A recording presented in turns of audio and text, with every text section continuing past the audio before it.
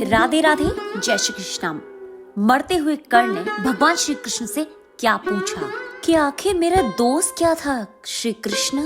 कर्ण ने पूछा कृष्ण से, मेरा जन्म होते ही मेरी माँ ने मुझे त्याग दिया, अवैध संतान होना मेरा दोस्त था, या फिर द्रोणाचार्य ने मुझे सिखाया नहीं क्योंकि मैं क्षत्रिय पुत्र नहीं था, या फिर ये परशुराम जी ने मुझे सिखाया तो सही परंतु श्राप दे दिया कि जिस वक्त मुझे उस विद्या की सर्वाधिक आवश्यकता होगी मुझे उसका विस्मरण होगा क्योंकि उनके अनुसार मैं क्षत्रिय नहीं था।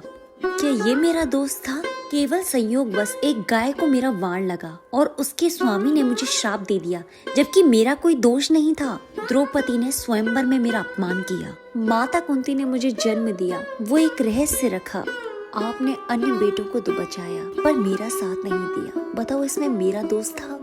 जो भी मुझे प्राप्त हुआ वो दुर्योधन से तो हुआ था, तो अगर मैं उसकी तरफ से लड़ता हूँ तो मैं गलत कहाँ हूँ श्री कृष्ण?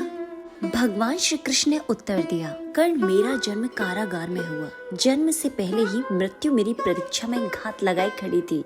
जिस रात मेरा जन्म हुआ उसी रात मुझे मेरे माता पिता से दूर कर दिया गया। तुम्हारा बचपन खड़ग रथ घोड़े धनुष बाण के बीच उनकी ध्वनि सुनते बीता।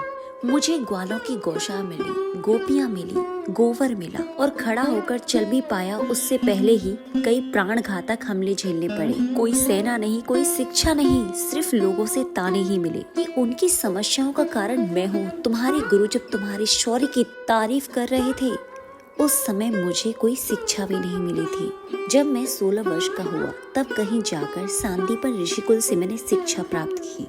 तुम तो अपनी पसंद की कन्या से विवाह कर सके, मैंने उन कन्याओं से विवाह किया जो मुझे चाहती थी या जिनको मैंने राक्षसों से बचाया, मुझे उनसे विवाह करना पड़ा। मैंने पूरे समाज को यमुना के किनारे से हटाकर एक दूसरे समुद्र के किनारे बसाना पड़ा। उन्हें जरासंध से बचाने के लिए रण से पलायन के कारण मुझे भीरू भी कहा गया। अगर दुर्योधन युद्ध जीतता है तो मुझे बहुत श्रेय मिलेगा, धर्मराज अगर जीतता है तो मुझे क्या मिलेगा? मुझे केवल युद्ध और युद्ध से निर्माण हुए समस्याओं के लिए दोष दिया जाएगा। एक बात का स्मरण रहे कर्ण, हर किसी को जिंदगी चुनौतियां देती है, जिंदगी किसी के भी न्याय नहीं करती। कर्ण, दुर्योधन ने अन्याय का सामना किया है तो दुर्योधन ने भी अन्याय भुगता है, लेकिन सत्य धर्म क्या है ये तुम जानते हो। कोई बात नहीं अगर कितना ही अपमान हो, जो हमारा अधिकार है वो हमें ना मिल पाए। महत्व इस बात का है कि तुम उस समय उस संकट का सामना कैसे करते हो। रोना धोना बंद करो कर्ण, जिंदगी न्याय नहीं करती।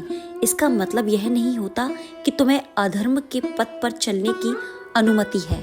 कहीं ना कहीं तुम्हारा भी दोस्त था कर्ण, जिससे तुम्हें ये भुगतना पड़ रहा है। यह सुनकर कर्ण ने अपने प्राण त्याग दिए। उसके बाद भगवान श्री कृष्ण ने कर्ण का अंतिम संस्कार किया और उसे मुक्ति दिलाई।